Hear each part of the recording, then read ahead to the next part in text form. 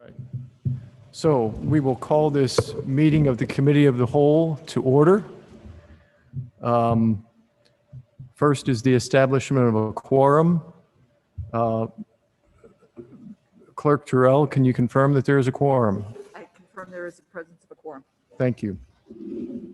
So at our last meeting, we discussed village policy rules and guidelines regarding village communications and the use of titles by village officials. It was determined that we wanted to have our solicitor draft documents to reflect desired changes that we discussed, and that we wanted to be able to act on these, or at least send these to council for consideration by the October meeting of council. To that end, our solicitor has drafted documents and revisions to existing documents. These have been circulated to members of this committee, village administration, the mayor for review, also the treasurer, the clerk, and our assistant administrator. Today, we want to meet as a committee to discuss these as a whole and ultimately, hopefully, make recommendations to council for adoption or adoption with changes. And I think those changes can be made here at this time. So we have item number 2 gives the heading, reviewing consideration of draft policies, guidelines, and rules concerning usage of titles and village communications by village officials and employees. And we have those listed, and we'll take them generally in the order that they are. I believe everyone on this committee has a packet that was circulated here at the meeting today, and perhaps they have their own copies that they printed out for themselves. So starting with amendments to council rules, it encompasses a couple of different things. One is a draft Rule 41, which would be a new council rule, and this relates to personal advocacy of issues by mayor and council members' use of village elected title. And it describes the appropriate use for village titles, when they should and should not be used, with respect given to First Amendment rights. And I would just open that up for discussion in 1 minute, but also related to this would be any changes we would need to make to council rules, and there would be a couple of minor changes that would correspond with this Rule 41. And also related to this is our designation, an ordinance that would designate which village officials would typically communicate with the news media, and that would give us one central point for any village communications to the news media to go out.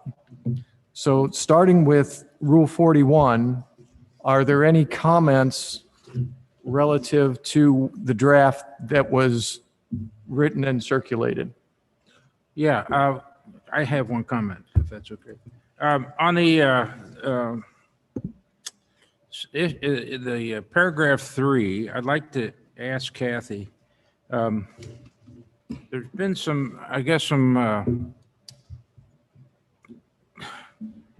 need kind of a definition from your standpoint, what you would consider a personal interest, issues of personal interest, and would that include the fact that if someone talks to a council person casually, or even say with Mr. Councilman, Mrs. Councilman, does that officially become council business? At what point does council business, somebody comes to a councilman, at what point does it become council business? Perhaps we can make it more clear in Rule 41, but the intent of it is to impose these guidelines in situations where you're speaking in somewhat of a public nature whether it's in front of a group or in some way in writing that could be disseminated to a larger number of people. One-on-one conversation with your constituents, friends, anything, neighbors, that's not intended to be applicable for the purposes of Rule 41. So in that case, that could be something that maybe could be clarified in the draft. And to the question of what is an issue of personal interest in number 4, we've confined it to be the catch-all. Anything that is not village business is essentially going to be considered an issue of personal interest. And what is considered village business has to do with everything that has kind of become a formal considered matter before either the council or a council committee pursuant to the rules listed under number 4. Meaning that with anything where by motion and official action, the council either as a committee or as a body has decided to take anything that has been brought up by either a person in the general public or by another council member and wants to expound upon that in a formal way, consider it in some other way, that'll be established by motion, ordinance, whatever. And you can then consider something village business. Obviously, there are any number of issues that any council member could bring up of interest. And if something is brought up, maybe discussed, hey, this should be an idea that we want to do something with at the village. Well, what do we want to do with it? And let's take an action at this committee meeting to then proceed with steps A, B, C on that issue. And if that motion doesn't proceed, if it doesn't succeed, then you can consider that to be something, a personal interest item of a council member that was simply posed and it failed to reach that threshold. Okay, and then my follow-up question to that would be then in the paragraph 3, when we're dealing with the disclaimer, the term says to the extent practicable. Does that, could we just say, is it not, that kind of leaves the gate open for saying, well, it wasn't practical, I couldn't do my disclaimer. I'm just wondering, and is the disclaimer, how do we control or guarantee that the disclaimer is actually published or made public by the individual who's disclaiming that this is council business, this is not council business? Yeah, there are kind of three categories of what would happen under number 3. The first one is obviously something where you're going to be in front of a group or news media, maybe giving a speech, something like that, where it's going to be very obvious that you'll have a full opportunity to provide this disclaimer as part of your discussion to make it clear that what you're discussing is not village business. The second is any situation where you've evaluated these guidelines, you understand the purpose of these guidelines and the goals of the village in enacting them, and you make a judgment call that in this particular situation, whatever it may be, is one where I feel like, even though I want to say something, and my position as a council member will either be evident or come up some way that there's no way where I can do this thing without causing some confusion. That's something where it's going to be incumbent upon that particular council member to say, I need to just use my own judgment to decide that this is one in which I will not participate. The third one is the one where what you had mentioned, the one that kind of leaves the door open, so to speak. And one example you did give was the one last time about, well, what if I talk to somebody and I give a disclaimer and it's like in a recorded format where it's later edited and disseminated to people or put on YouTube, what have you, and the disclaimer's not there. To some extent, I think that's a situation where it's kind of number 2, where those are going to be highly fact-specific situations, case-by-case basis. Does that happen to be a thing that it's obvious that it's a number 2 where I need to, as a council member, withdraw from participation in the situation? or will it be that item number 3 where you understand the guidelines, you respect the guidelines and their purpose, you're with this other entity, individual, whatever, that's, interviewing you or whatever, and you seem, at the time, it seems fully apparent that you're able to follow these guidelines in the situation. And then something arises where the example you gave, or maybe in like an emergency situation where, let's say a news person comes up to you when there's something out, maybe, a flood or something out in the neighborhood, anything where it happens and it either couldn't have been anticipated or it can't be controlled, and you just kind of fell into it. That's kind of where that "to the extent practicable" language comes from. I don't think it's meant to address situations that are highly unlikely to occur, but the intent of the language is to provide that we recognize that in some instances, at some point, there may be something that occurs where that council member has done everything they think they could possibly do in their own good judgment to follow these guidelines. And for whatever reason, that fell through the cracks. So the way it's written right now kind of accounts for that full breadth of possibilities. I would just point out, as a practical matter, a lot of the enforcement of council rules is done by council. And if there were a situation where somebody, a member of council or an elected official, were to have spoken without giving the disclaimer, I don't think any of us would accept the explanation, it wasn't practicable, and just let it go at that. On the other hand, they say, it wasn't practical because they shoved a microphone in front of my face and I had about 10 seconds to answer their question. Or some other reason. Sure, of course, they can make their statement verbally, and then it won't be on the record.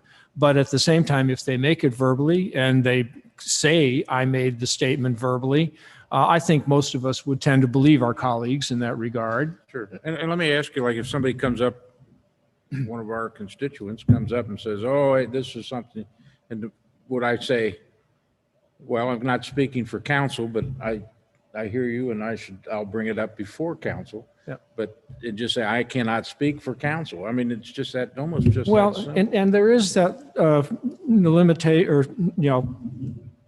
statement above that says, for issues of personal inference may cause confusion relative to the individual official's role within the village.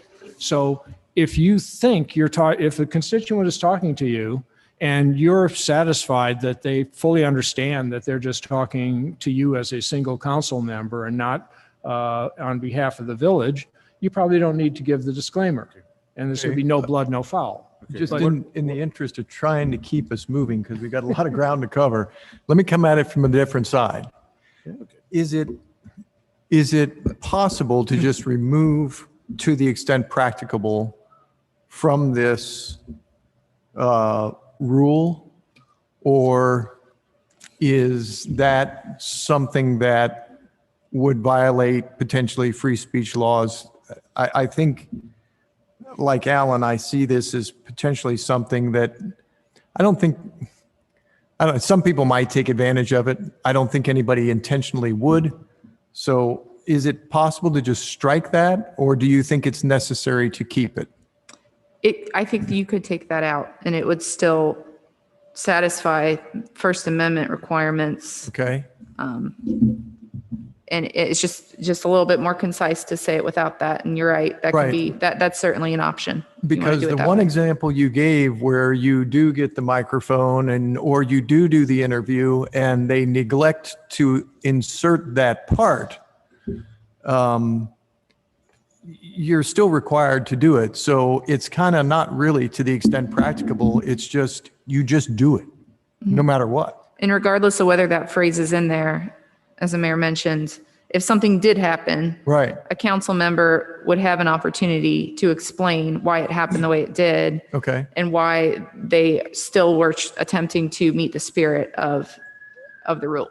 Correct. Because So- they could say then at that point, it just wasn't practical, and then we choose to go with that or not. So it's possible to just strike that. Would that satisfy it? It's, yeah. I'd Yeah, be fine good. with it. Okay, so let's say Strike we're going that. to strike that. Any other comments, Alan, before we move No, on? I think that was the place that I saw could be open for interpretation. Okay. Just Is there close any it. other comment about this? And I'm not going to, everybody take a turn talking. It's just, we got a lot of ground to cover. So if you have a comment, we'll take it. And number 6, after email, can we just add social media since that's such a big Sure, I platform guess. these days? Elected officials, coverage, personally, social media? I'm Okay. sorry, which part are we looking at? Item number 6 gives venues, personal email. Can we just insert also social media? Yes. Okay, so we'll put that in. Anything else? Well, there at the end, we have that point about impractical to use the disclaimer. Okay, so we would just strike that one as well. Okay.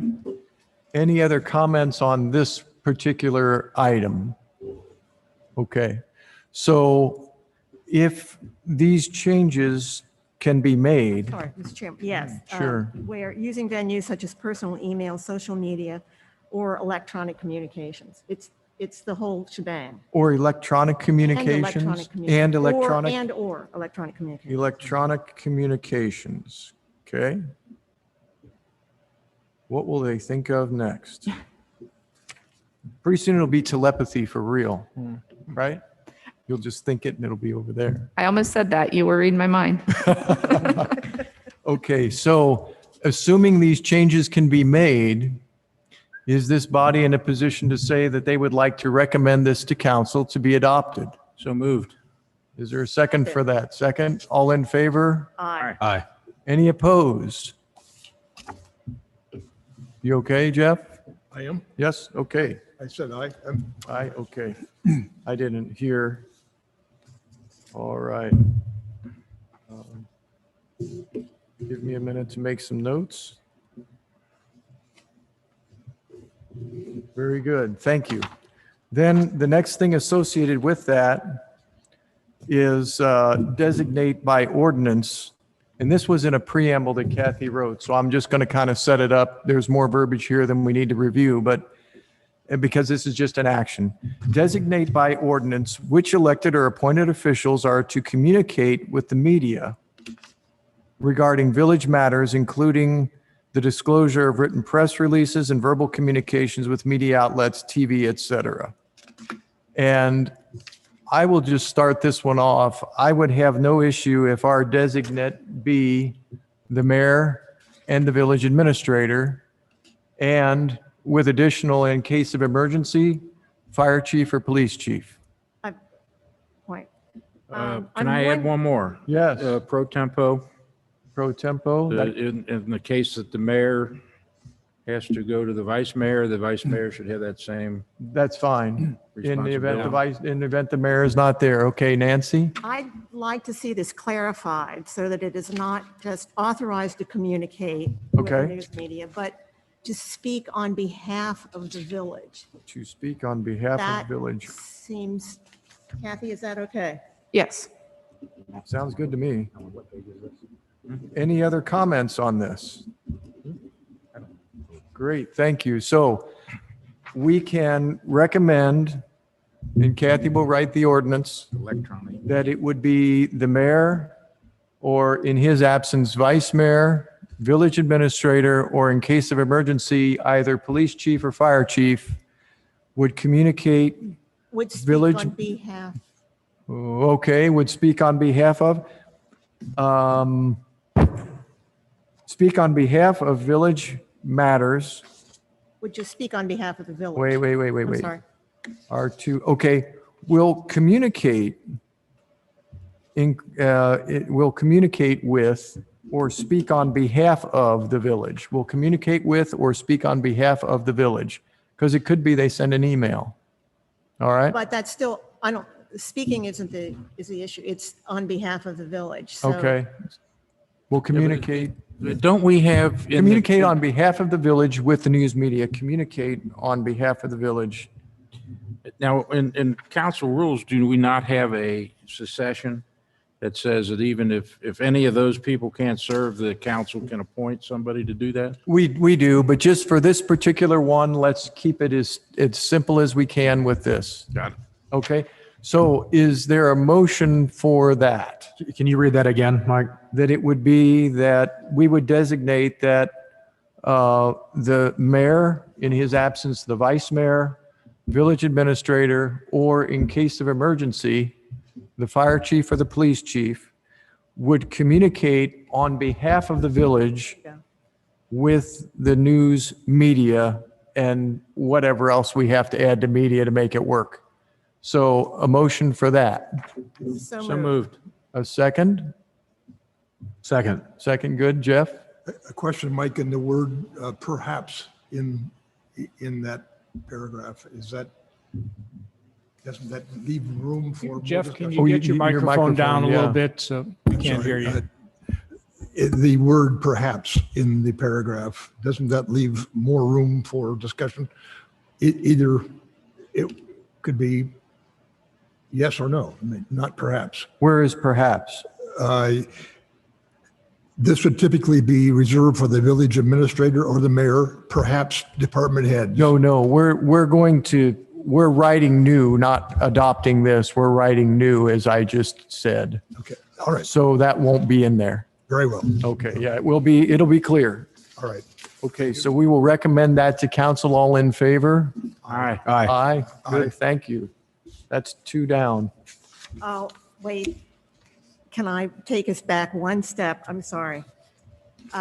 Rule 8 on the council rules Okay, let me get to council rules. lists the standing committees. Okay, And the most current copy that I have from Kathy lists laws, claims, and miscellaneous, and I believe we have already agreed. yeah. It should be yes. changed to laws. I think claims. that change will occur because we've said, last meeting, we said we would write that ordinance to change that. But it doesn't appear, miscellaneous appears here. That miscellaneous will be taken off of there, yes. Thank you. Thank you. Thanks for that clarification.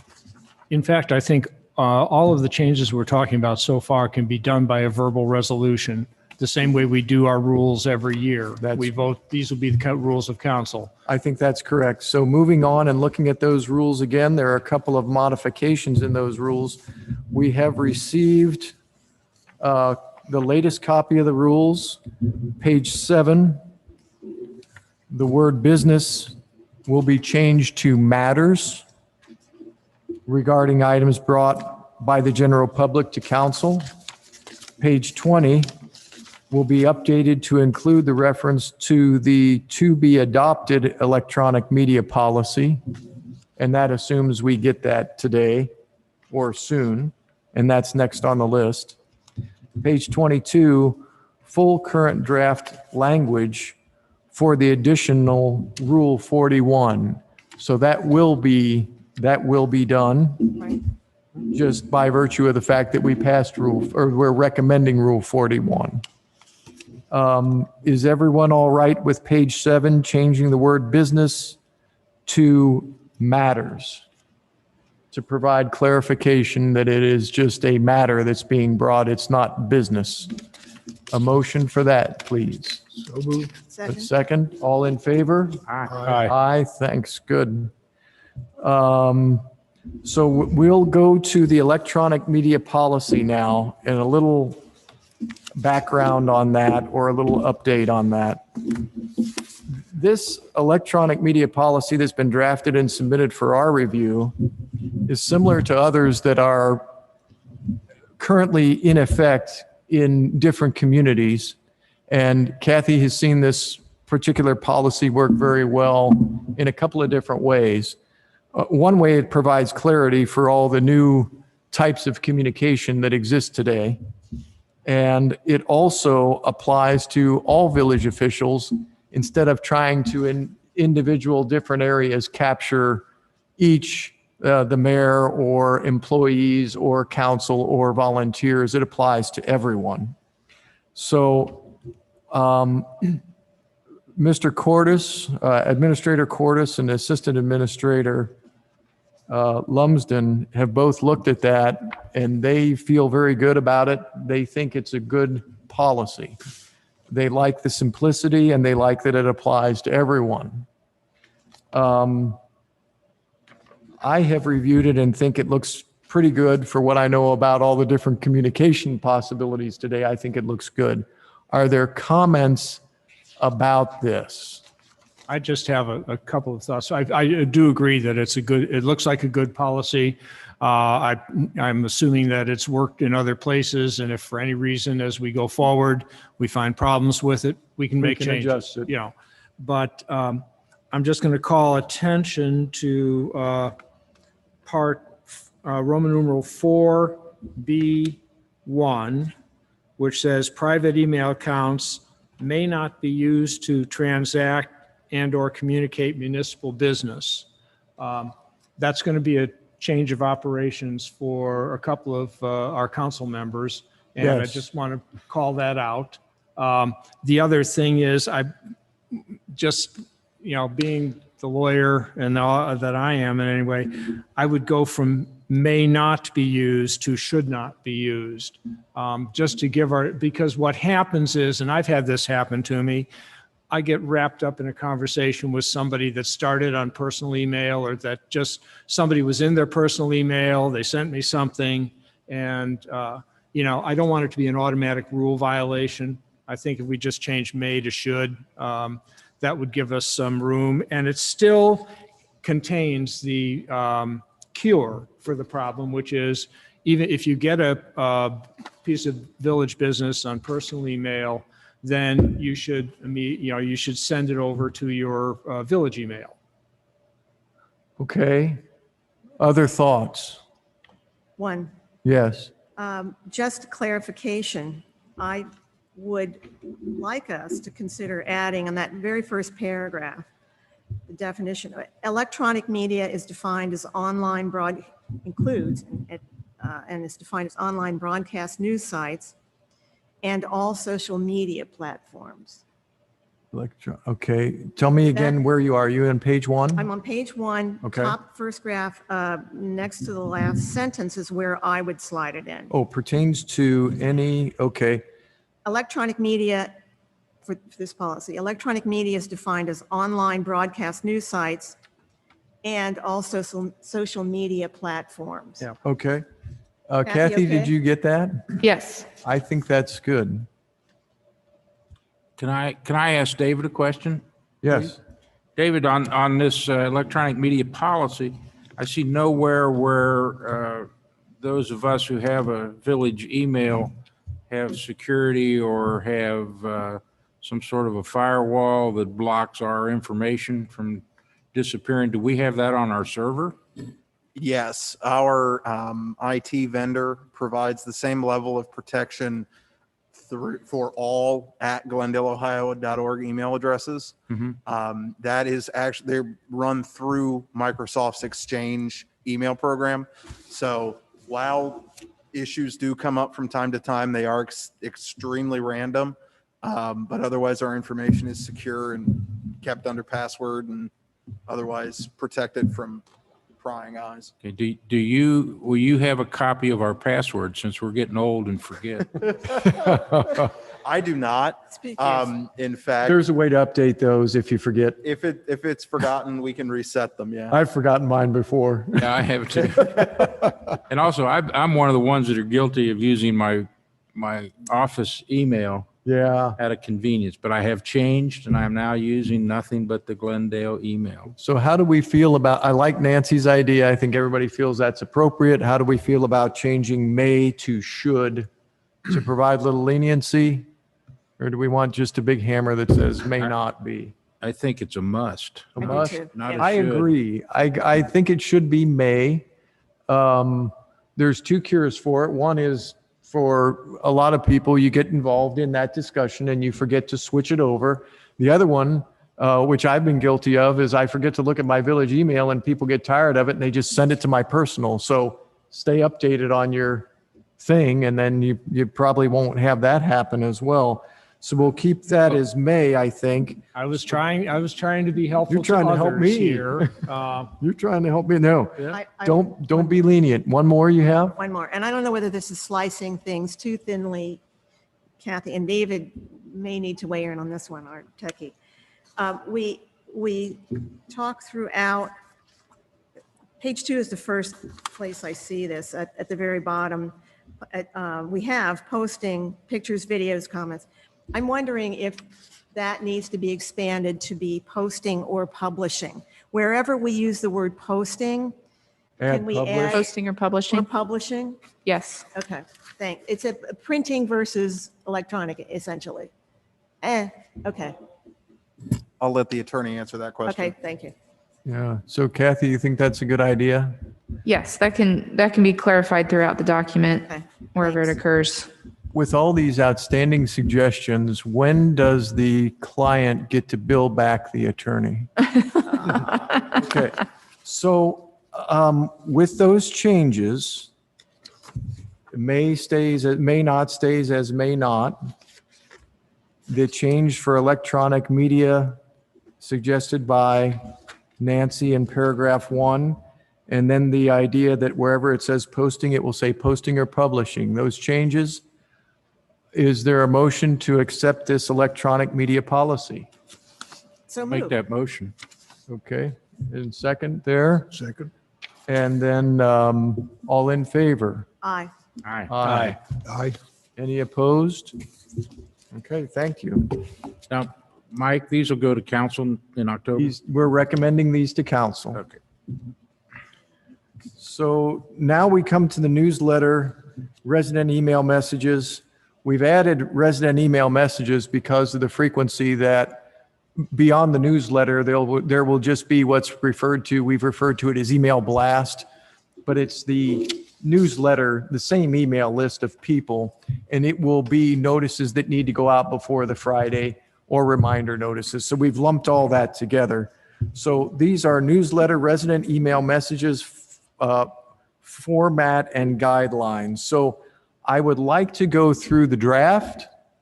I would like to get sort of, there's a lot of subjectivity here. I'd like to get sort of this looks pretty good, but not approved yet, and then discuss changes. And then Mr. Kreidler has given me some questions that could come up from residents almost as a way of vetting. If we pass this and then somebody comes along with, I want an apple pie eating contest, can it go in or not? So let's do that first. Let's look at the policy. And I'll be the first one that may want to make a suggestion. Let me get to it. Okay. So this received a lot of work, a lot of review from our village administrator and village and the mayor, and a lot of good suggestions. Before I take comments from others, I do have one thing that I think I'd like to propose that I think really helps this a lot as I was reading through it. And this would fall under format and content. So as this was being reviewed by several people, questions were coming back. Well, what about if under business notices, it's this or that? Well, what about if under village departments, it's this or that? Something different comes along. So I had the idea, what if heading formatting content, the sentence below that reads, the Glendale Weekly Newsletter may include content approved by the administrator, and that comma should move, approved by the administrator from the following areas. What if we insert there, the Glendale Weekly Newsletter may include content consistent with the purpose stated herein. So it directs you right back up to the paragraph that describes the purpose, consistent with the purpose stated herein and approved by the administration from the following areas.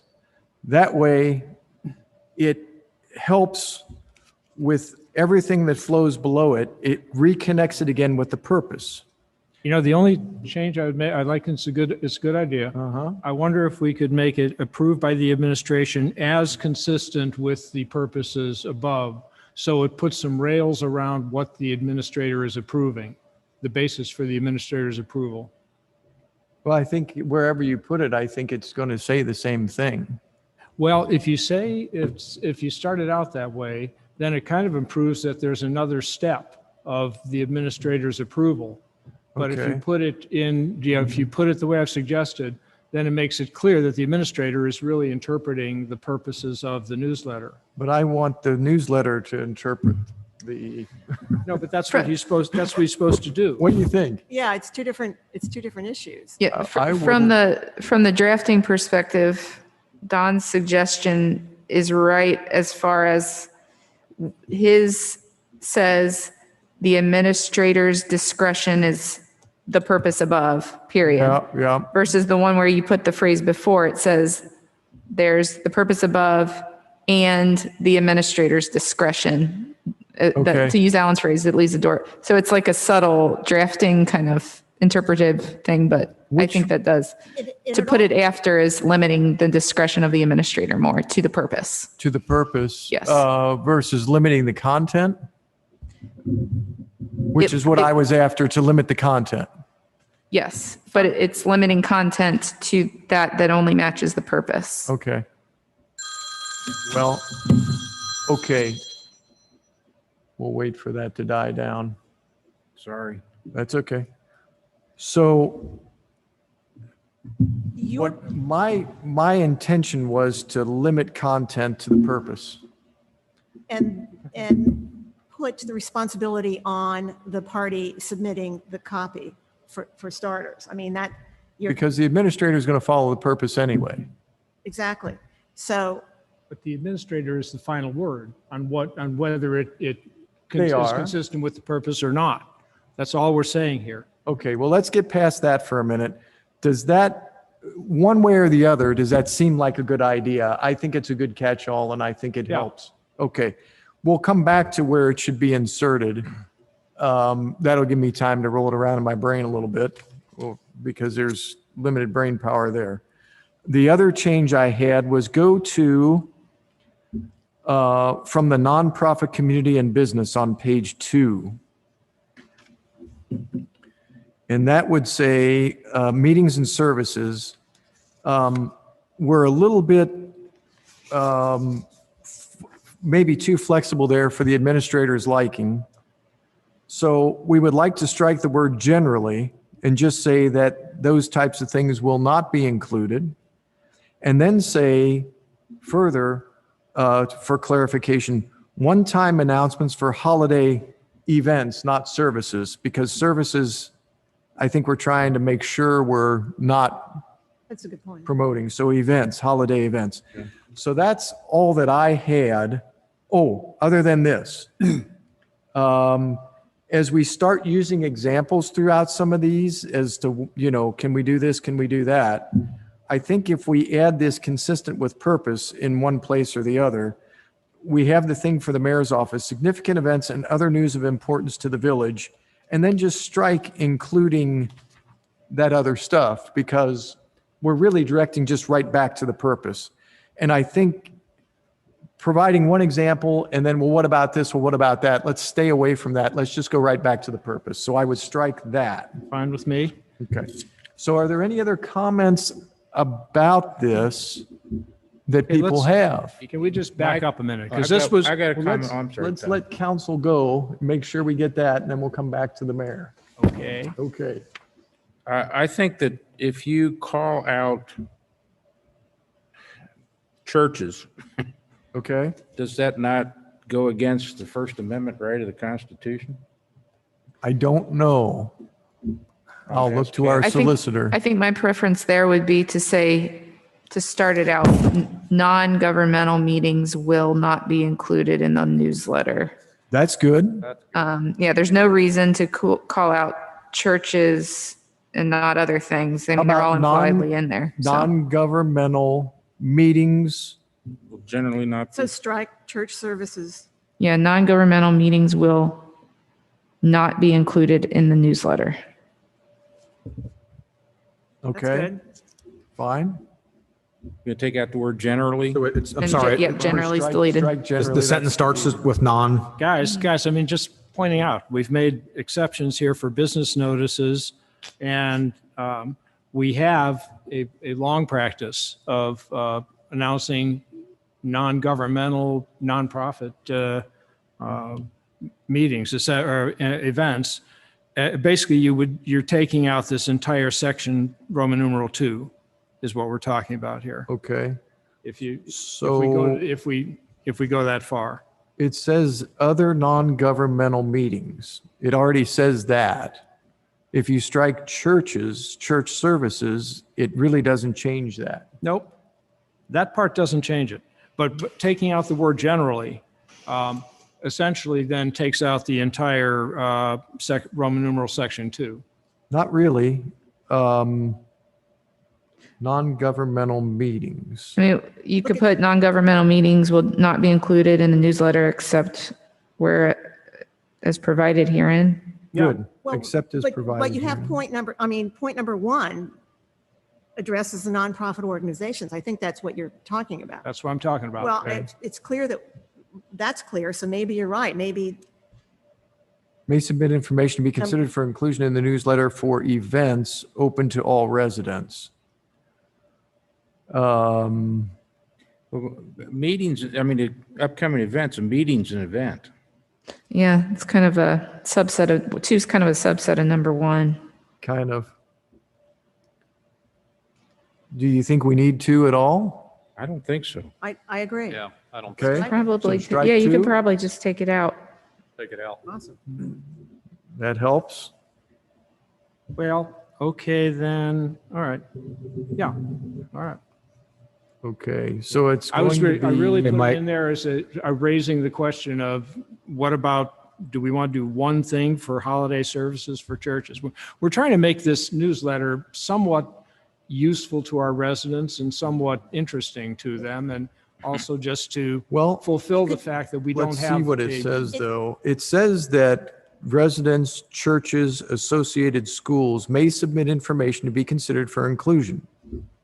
And the point number 1, right? Right, right. Nonprofit, so it's still there. It's still there, and if we're consistent that religious services at churches typically aren't included, then I don't think we need to call it out.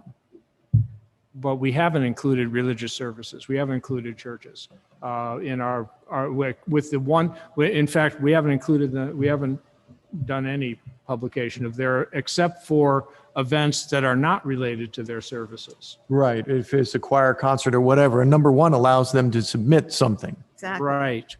I just So I wanted to think give them number some 2 can be guidelines here Struck. as to, what we're not going to accept, so they don't think that, well, I'm a church, I announce my my services then. Can I also weigh in that I think it's helpful to state very, very clearly that events, meetings, or messages of a political nature will not be published. I think that's good. important to keep. Yeah, So If it's strike 2, at least keep that. you have to add keep, that sentence from 2 into 1 Yeah. at the end. yeah, good. I agree. Okay. And Mike, can you read it right again, how where we this are right one? now? Where we are now is number 1 stays as it is. The first sentence is the same. It's the same. And then number 2 would be eliminated, except events, meetings, or messages of a political nature will not be published, will be added on to the end of number 1. Okay. And then the rest of number 2 is gone. Rest of number 2 is gone. So, Will, would you interpret that as you could come along with your church service and ask it to be published if you saw this the way it's written? It would not be. Would not be. I agree. Because it says open to all residents. Okay. Any other comments on this, just the whole thing, the newsletter policy? Hey, Mike, do you want to actually go back to the second paragraph on page 1? Okay. This is Where it says the purpose of the newsletter? Yeah, Okay. this might seem like minutia, but I just want to make sure I understand because you see where it says notice of governmental activities? Yes. Right now on the website, we say, under the newsletter policy, we say governmental information, and we also say governmental notices. And here we say governmental activities. That's good. And those three kind of are different. I think so. So which are we really? I Well, mean, what we're saying is if there's a snow emergency or a flash flood or a, yeah. I think activities helps us make sure that it's centered around things that are actually the government work, kind of like council work. And so it would be things that are actually activities that are actually going on within the government, not something that somebody wishes was going on. And I would classify notices of snow emergency, et cetera, to be activities. Kathy, can you help there? Yeah, I agree. The word activities there was kind of meant to be all encompassing to Okay. everything that's official Glendale business. Yes. Business versus just a notice that may not be official Glendale business. It's just something. Well, what were the three, what were? currently it says other helpful governmental information and community events. And then in the next paragraph, it says important governmental notices. So it's just the word government. The important governmental notices was there to flesh out the exception where we would hold something for the Friday newsletter. And so we'd say if it's important enough, we'll publish it before the Friday newsletter. Okay. Well, I think with this new policy though is dealing with those because in the beginning we say and standalone email messages Yeah. may be sent to resident subscribers. So it's the newsletter and standalone messages we send out. Any other comments on this one? I think we're there. You're there. Hey, Mike, did you want to mention some of the Yeah. sticky So points? Will had developed a list of questions that might be sticking points. I like some of them. Some of them I'm not even going to, I don't know. I mean, Okay. But I do, yeah. So you want me to read these or you want me to pass it out? I guess pass them out and we'll. Okay. So Mr. Kreidler thought it might be good to try to vet this a little bit more. That should be enough. That should be enough. I'm sorry. They stick to the plastic tables. Yeah, yes. We should have left some little bit of stuff on it. Thank you.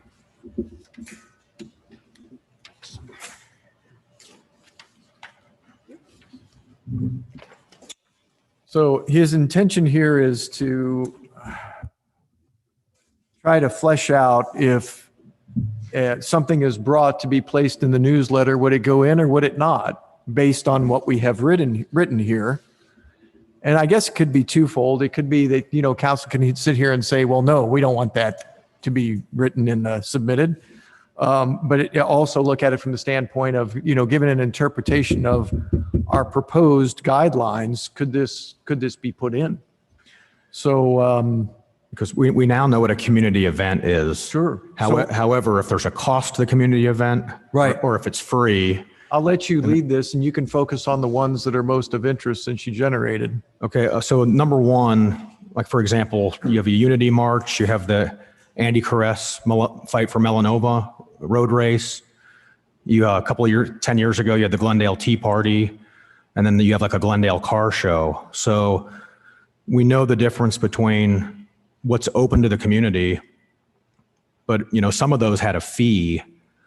So would that make a difference for the email, or anything open to the community, does it count? Well, they're all nonprofits. They're all, except for the Glendale Tea Party, they're all nonprofits. Virtually all of the things that you mention here. But see, the Unity March was not. That was.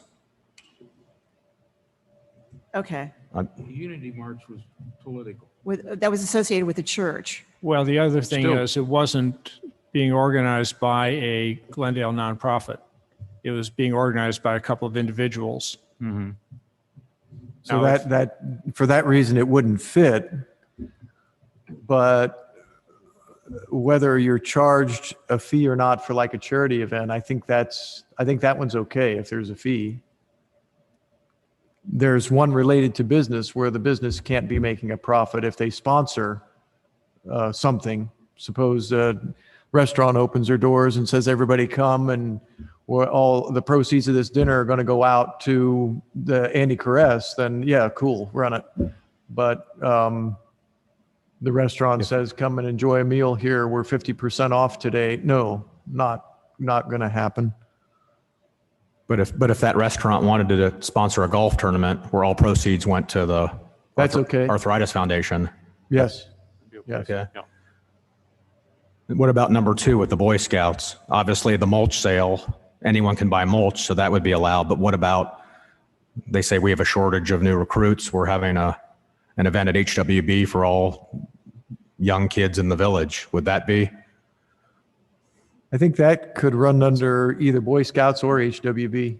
And again, it's a nonprofit, it's a membership drive, or it's a fundraising event, which is critical to the lifeblood of these organizations. I So I can't think that, imagine us not allowing that. right. And I think within the context of this newest guidelines, it fits because of the nonprofit status and because it benefits the village and it's open to all.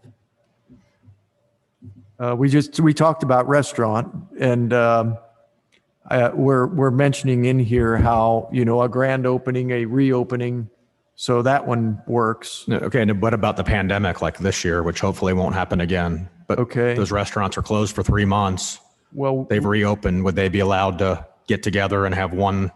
I would say yes, and if our administrator didn't have that level of discretion to say this makes sense, we'd probably have to smack him, right? I wouldn't go that far, but Okay.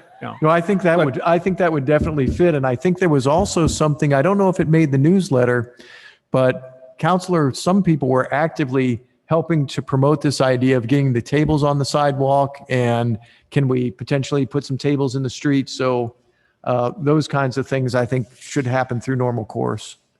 So let's get to church. That was one we've Yeah, already that's- talked about yeah, a little so bit. We know about the church services, but what about the third one, which we tried the Presbyterian Church tried about 5 years ago. So it was a non-secular choir with Princeton youth singers. I think that's okay. It was a community event, but If it's open to everybody, I it was think just it one fits. church. If it's not a church service, for instance, St. Gabriel Church couldn't say, everybody come to our mass where we're going to have the Princeton choir sing. But it was during the church 10 o'clock service time. During the service? Oh. That was Well, probably not I think at that best. point, you're going to have to trust your administrator to make a good decision. But in general, I would decline a church service. I would say if it is during the church service, we're not inclined to run it. If it is a separate Special. event, and I guess the prime example is Christ Church does a music thing at noon. Yes. Is it once a month on Wednesday? That's a very good example. And there is no, I would allow that. Okay? But if they did it during a service, I'd say no. That's Princeton School singers singing religious songs. So strike that. Okay? New hours or location if it's shut down Yeah, for a so period of time. So that was the sticky one from a few months ago. Uh-huh.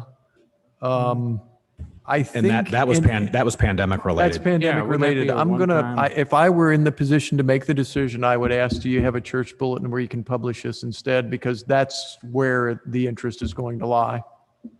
Again, we're talking about a church service, which should not be included.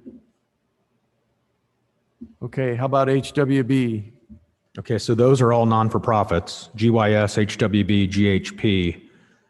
As long as it's an open event, it's allowed, but what about if it's an open and they charge a fee? Is that still considered? That would Yeah. be fundraising. That's like As long as they're fundraising. nonprofits, as long as they're not realizing a profit from it. Right. But Okay, wait a but- minute, what if the nonprofit event is a political event? then And it But would- we can't won't, have we it. don't do political. It Doesn't- says we're not including events of a political nature. That would jeopardize the 501c3 status, so Correct. that wouldn't I happen. understand. Well, that wouldn't happen anyway, yeah. Yeah, but now the Lyceum is a members organization. Is it a nonprofit? Not anymore. Not anymore. So No. that would be a business. But Could if they were Could they promote a promoting, charity? if they were if they were- promoting a charity in their, say they were having a charity event within their Okay. Yeah, I would- facility, I think they can Yeah. promote that, Sure. as long as they're not profiting from it. Mhm. Missing cats or dogs, absolutely. Yay. Thank goodness the coyotes are gone. What about children? Missing children, let them go. Okay. No, wait. Hopefully we won't have missing children. I hope not. All right, are you ready for number 7? No, but go ahead. A council, so what we just went over, a council member could not promote an open or closed meeting on a Glendale issue, a national issue, Unless it's council business, unless it's, right, Kathy? Correct. Okay. but can a Glendale resident on the Friday night email, Is it something perceived as political or, Yeah. Yeah, it's so race- so if it's a race type yeah. Is that- meeting or a poverty, fight poverty meeting, can a resident do that? I would, let's go to number 8 first. I would hope fighting poverty in Glendale.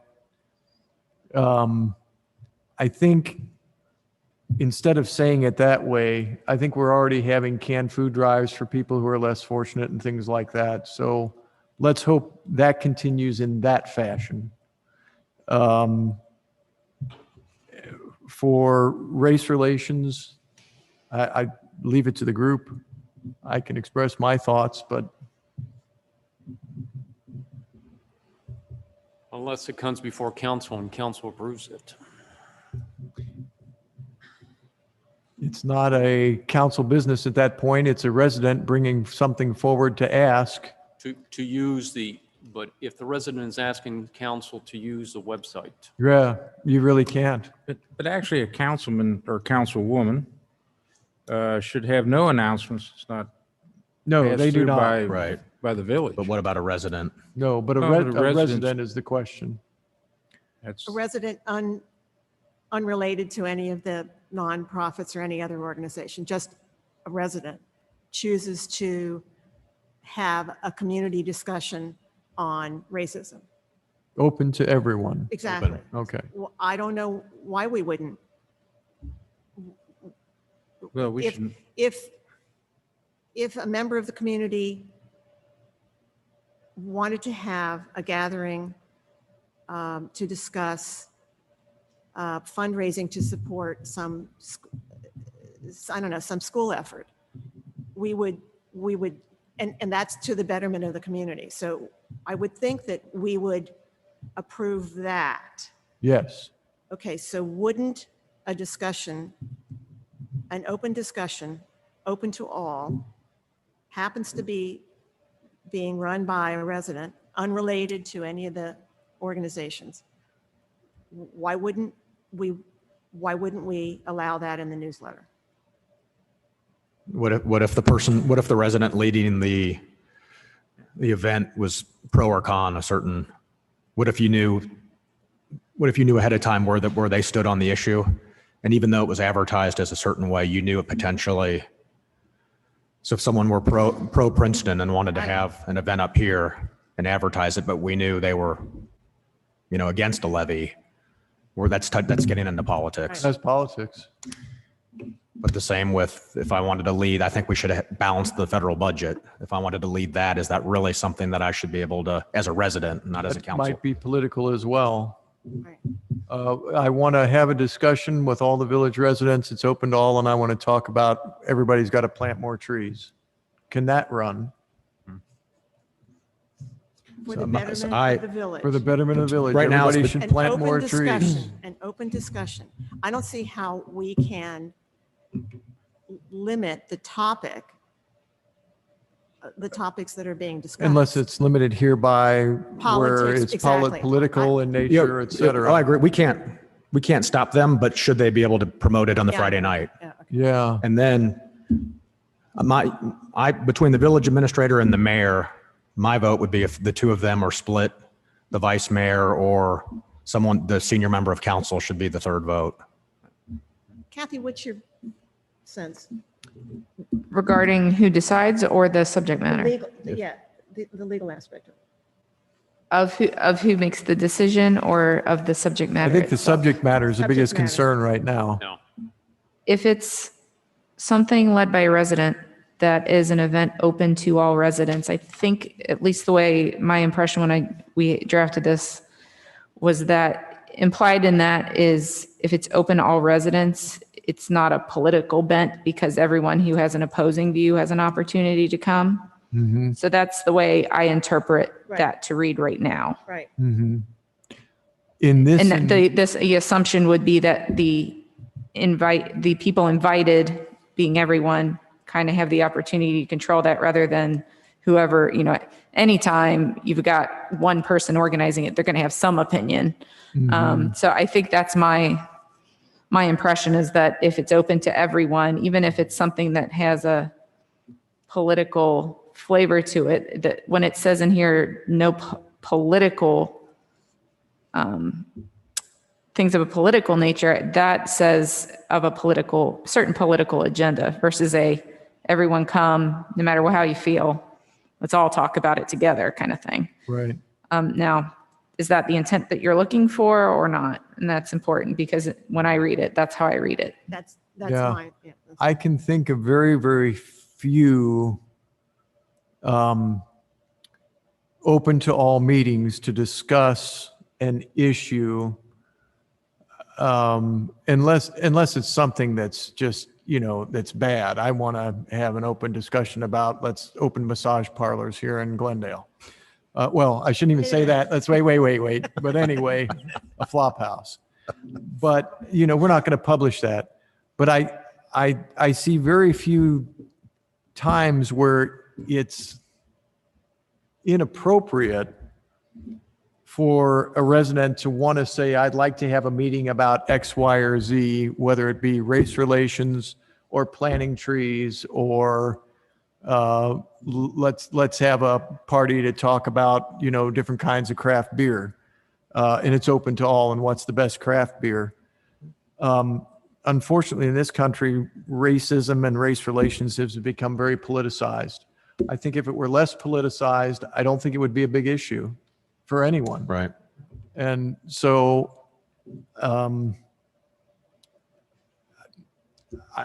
in my opinion, I think it would fit for someone to publish, to put that in, if it's open to everyone. I think that fits if it's open to all. With no litmus test on. That's my opinion. Let's assume that you could say that the Nazi Party was not political in nature, which it is, but assume it's not. Assume it's just simply some kind of movement. And somebody said, we're going to have a meeting of the young Nazis here in Glendale, and we want to put that in the newsletter. We'd say, well, first of all, you're not having the meeting. Second, you're not going to publish it in the newsletter. I don't know if that answers it. But sitting here, I don't see where that's should be prohibited if it's open to all and it's an open discussion. Good. Just to be clear now, in these days of COVID, a lot of things are not open to all. Well- They can't as a practical matter. Well, then you use Zoom. So you would say if they can broadcast it or air it or something. You'd have to do that. And In safety. within parameters. safety Right. guidelines, but COVID's not going to be with us always, and we're writing this for a long time out into the future. Right. And then also whoever's trying to organize something probably needs to realize that in order to have an effective discussion about something like that, you can't do it through Zoom. Right. So Let me ask you, what are our policies on posting things on our billboards? Don't we have who determines what posters go up in our billboards and what notices? I guess. Those that are would be- really just government notices. They are. Yeah, that's just meetings of committees and the meetings of council. Other things in there. We have two sides. We have, well, let me create two clarifications. There's the 6 bulletin boards throughout the village. Those are for public notices only. So those are meetings, those kinds of things that come out of the mayor or the administrator's office. On the right-hand side of the village office window, we do have some posters for public, nonprofits, community events. We typically have applied, and actually in all instances have applied the newsletter policy in some form or fashion Correct. to those posters. So open to all nonprofit groups, those kinds of things. They not business notices, no, tear off a strip of paper if you need a babysitter, none of those kinds of things. So whatever appears in the newsletter typically appears on the window, or rather vice versa. If it appears on the window, it more likely appears in the newsletter as well. What do you think, Hey- Will? Where hey- would hey, you, where Mayor, would you land? I have a question for Mayor Lofty. So has there ever been a situation where you and Wally are looking at something before the deadline? And if there's any kind of gray matter, so for example, let's say I'm not on council, I'm a resident. You probably know where I stand on federal deficits. Right. You find out that, hey, it's going to be an open meeting, forget COVID. It's going to be an open meeting in here. Anyone can come. It's free of charge. But then you find out the whole Glendale, the whole Southwest Ohio Tea Party is going to be involved.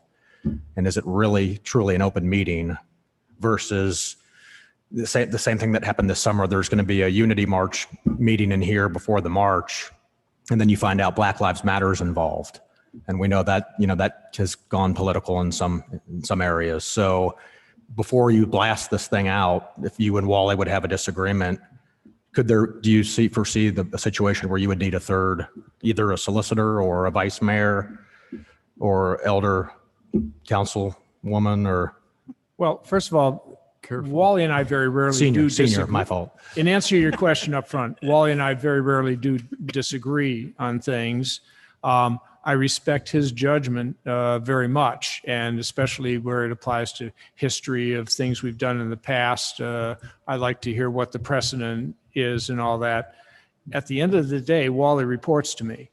So if I do make, if we, and I can't, this hasn't happened yet, I will tell you this, but if it were to happen, I think it would be my decision as the head of the village government.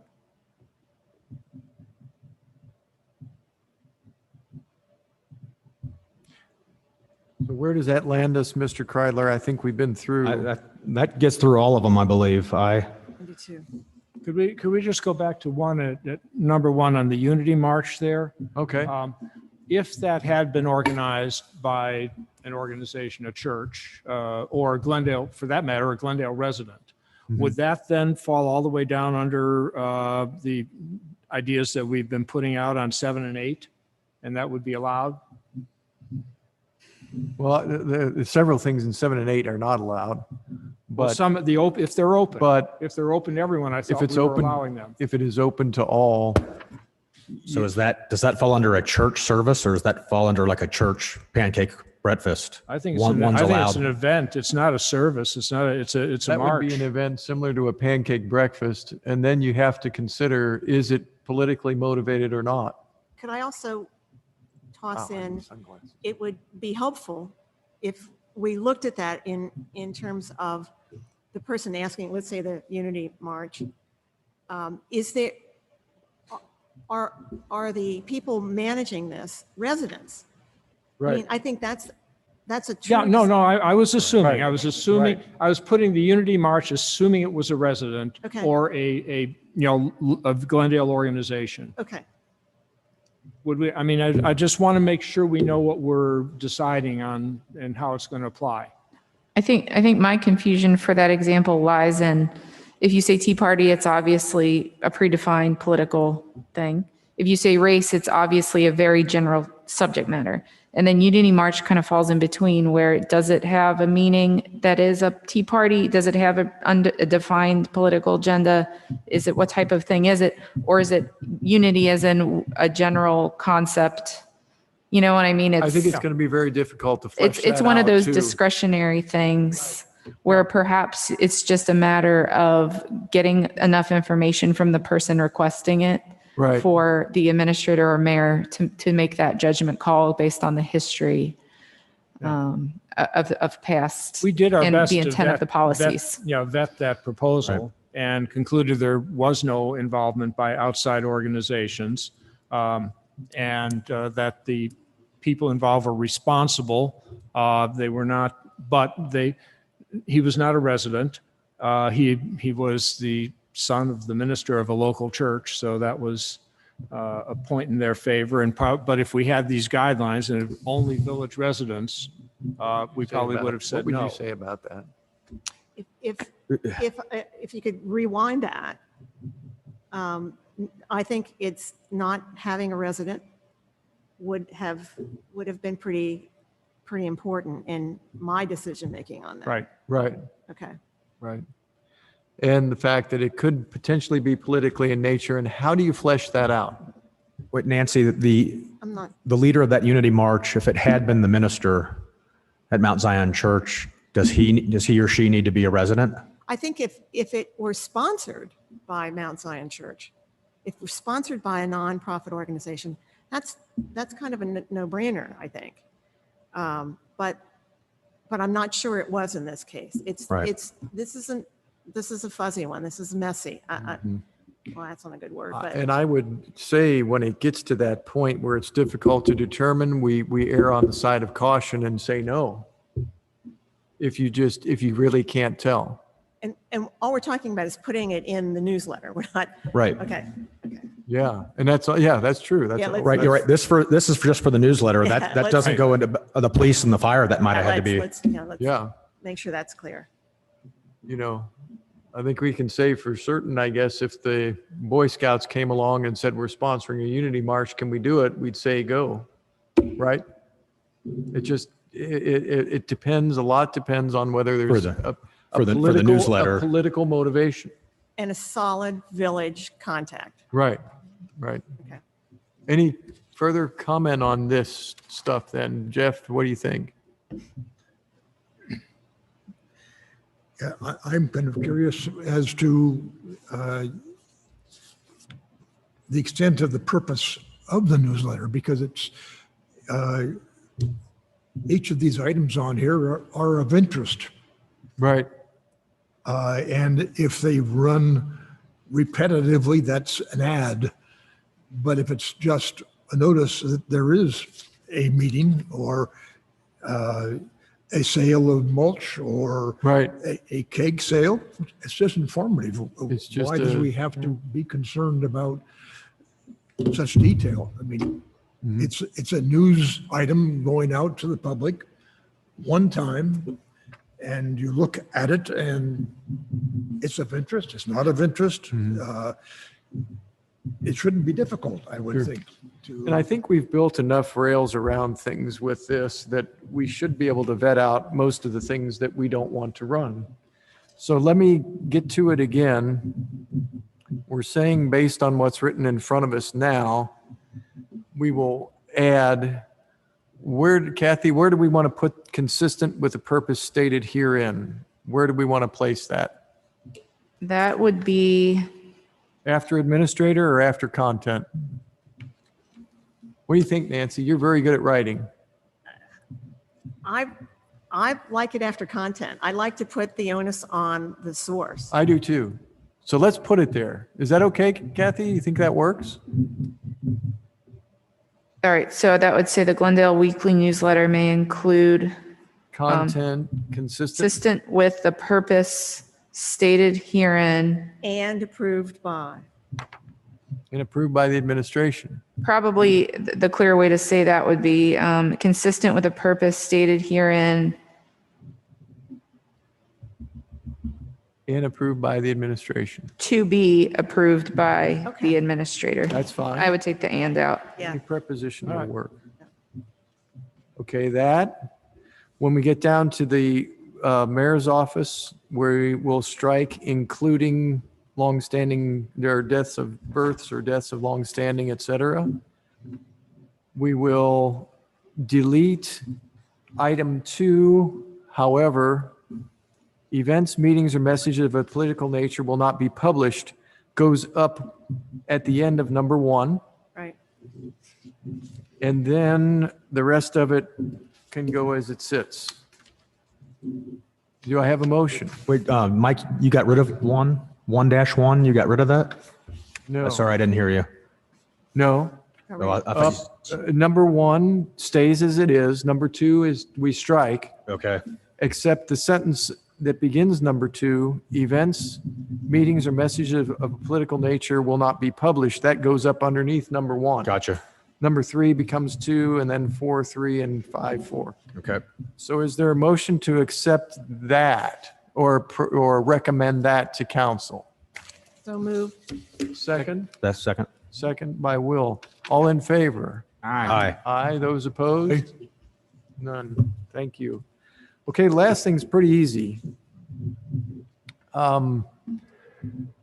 Also, along with all the other things we're considering today, it was brought up that we should have a policy about personal information that the village has about its residents. And that is the information, the emails that we have where we send the newsletter out, addresses that we have for water bills, et cetera.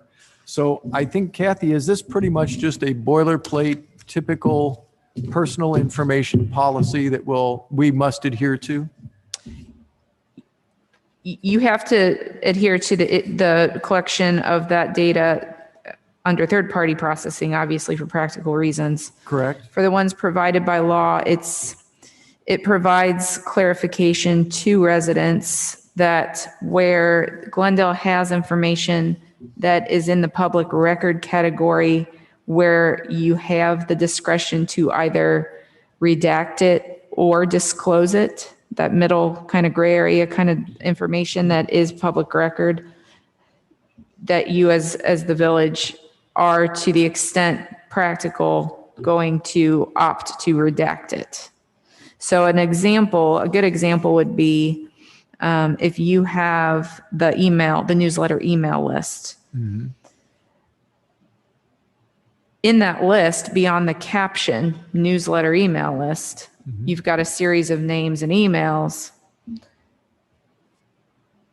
The caption is a public record. It's documenting activity within the village. So that caption, but then everything below it falls in the gray area where you're keeping the email for administrative convenience, which the open records law says you have the option to disclose or not disclose. And that's one of those examples where if you have a business that says, I'm making a public records request for the newsletter email list, just as some easy way to get a bunch of emails. Well, as a policy, we're going to withhold that personal information because we have the legal right and legal option to in these situations. Right. Now, it's stated in a way where it's not going to say, we absolutely won't do this because in the course of providing, particularly with extensive public records, there may be a situation where somebody's home address or something slips through where it wasn't redacted, and you want to make clear that this is going to be followed to the extent that you possibly can, just as a general policy decision of the village. Okay. Are there comments about this? There probably wasn't a lot of attention given to it when it went out. But can I touch on one thing on this? Sure. What about when someone would ask for a link that has already been pre-published?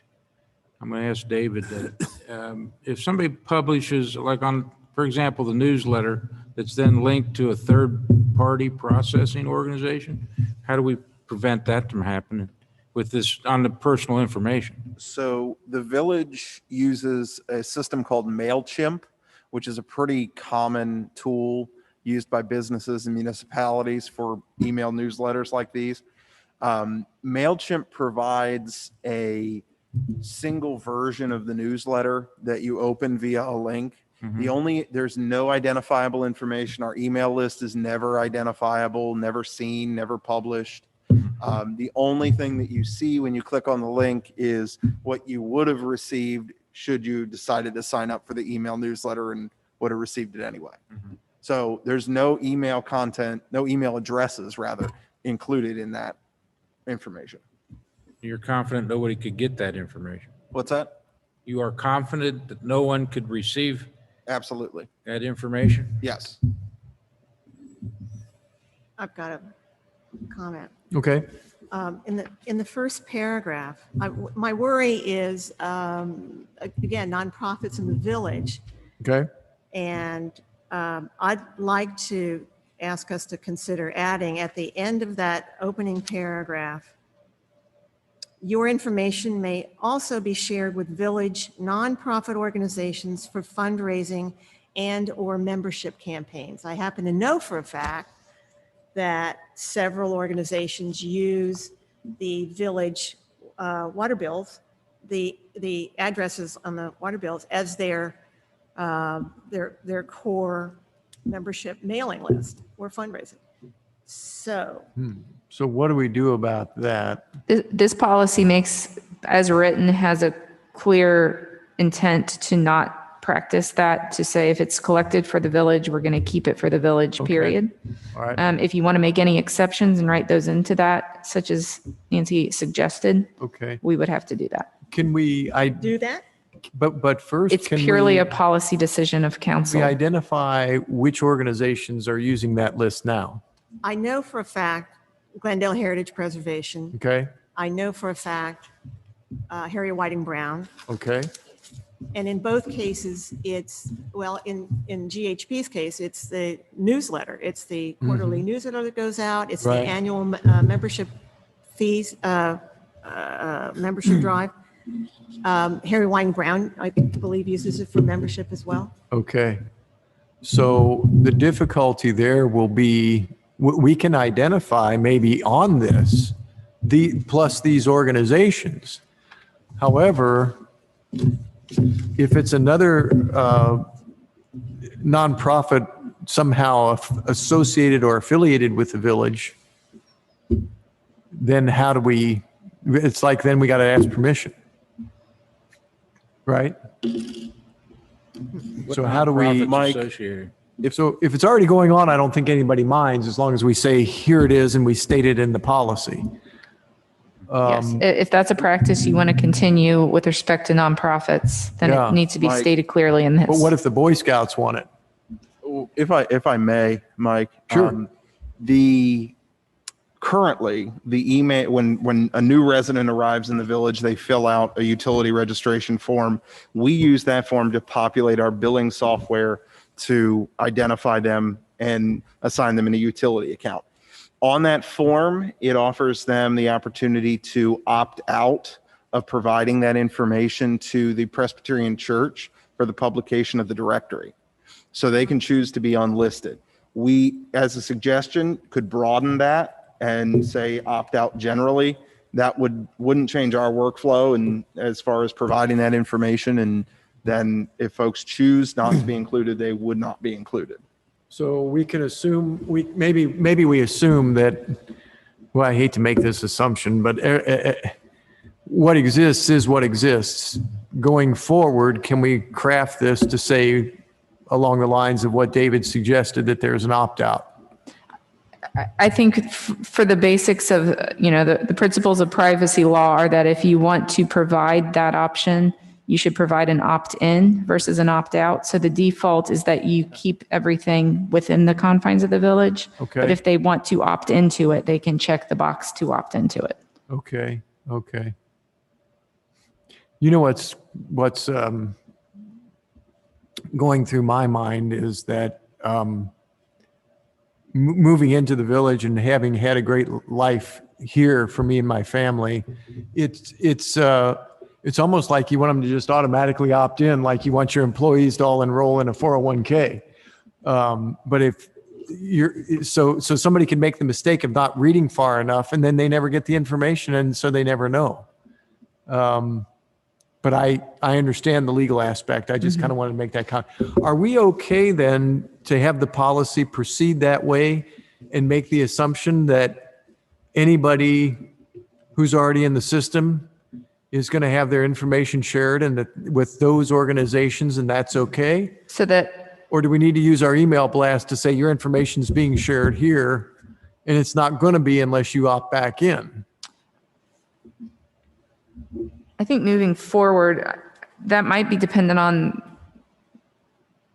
you could have maybe, rather than adopting this by motion, maybe have some kind of resolution that states that we're going to enact this moving forward. Otherwise, it's Forward, we're implied that, enacting an if you opt-in. just adopt it as is, the implication is whatever information we have, period, past, present, future, is going to be beholden to this. So if you need some kind of clarification that on the date of this signed resolution moving forward, we're going to practice this option, with the opt-in and with this, then that'll provide some clarity about your intent about the past. It's So not you're going to be saying perfect. effectively we could grandfather in the people who, we are already receiving these emails and have Right. not, have Yeah. not complained or If from an administrative perspective, it's easier to implement this moving Right. forward, that would probably be the way you would want to do that That You're makes saying sense. we should go for an opt-in rather than an opt-out in the future. in the future. Yeah. And we could grandfather the organizations that currently use the mailing list. You would just continue to use it the way you're using it. And to the extent you add new personal information of individuals, new residents Right. into it, you're going to proceed in the future to collect it and disseminate it the way Can that you. That's good. Go Yeah, ahead, can I David. make a clarification, ask a question for administrative purposes? We're talking about information through the utility billing database. We're not talking about the email newsletter. All right. Yeah, that's the difference. Right. Okay, I just want to make sure because Right. the email newsletter that's its own bubble. It That is. You Right. can This is subscribe or not, personal whatever. information includes your home address, et cetera, right? Yeah, well, to the extent you have that in the utility form, you could perhaps in the sign up form, is there a sign up form online for the newsletter? Yes. So it could have that same It- opt in, opt out language. And I think every newsletter doesn't that already. goes out has an opt-out option on it. So the way we use MailChimp's code and their structure for collecting those email addresses. So we see them when we get a report from MailChimp that, hey, we've got 20 new subscribers or whatever it may say.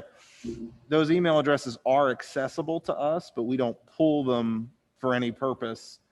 No. Unless we're curious Well, who signed we up. also don't provide them to anybody else. It's right. It's information we don't utilize outside. So of- we are really just talking about the water billing and sewer billing list. So that's- Because that's Glendale residents. That's a mailing list. Okay, got it. So what I'm hearing sounds good. It sounds like the mechanics of it might need Kathy and David to work through Yep. and then develop the language to reflect that. But without saying that we've got final form, why don't we just allow this? We can say here that we like this policy. It needs further work to make it functional for us, and we will entertain this at the October meeting. Make sense?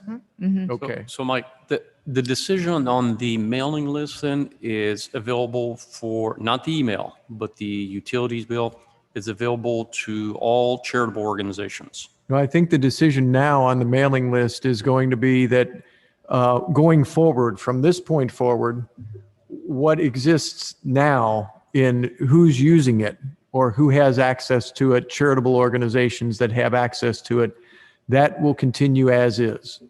And I believe even to the extent where if I start ABC Charity and I ask for the list, I can't have it. Correct. Okay. As new residents come along, though, there will be an opt-in instead of an automatic, which I think personally, it sort of might rob people of the richness of Glendale if they don't see it, but I understand the need to do it. Does that work? Yep. Okay, good. So we will entertain that at the next meeting. I don't think we need a motion for it because it's still a work in progress, but it will be available in October and hopefully we'll get it passed then. Everybody good with that? Good. Okay. I think we've reached the end of our meeting. Let me check the agenda again because I can't believe it. Yeah, we have. We have. So are there any other comments, ideas, thoughts, or are we just all ready to go have a beer? I got one comment. I'd like to thank Kathy. Good work quickly. Thank you. Appreciate it. Very good. I agree with that 100%, Alan. Kathy, you've been very, very helpful to us through this process. We couldn't have done it without you. Thank you. Thank you. Any other comments? Thanks, everybody, for your good and diligent work. I appreciate all of it. Thanks, Mr. Chairman. I'll entertain a motion to adjourn. Second. All in favor? Aye. Aye. Excellent. Thank you.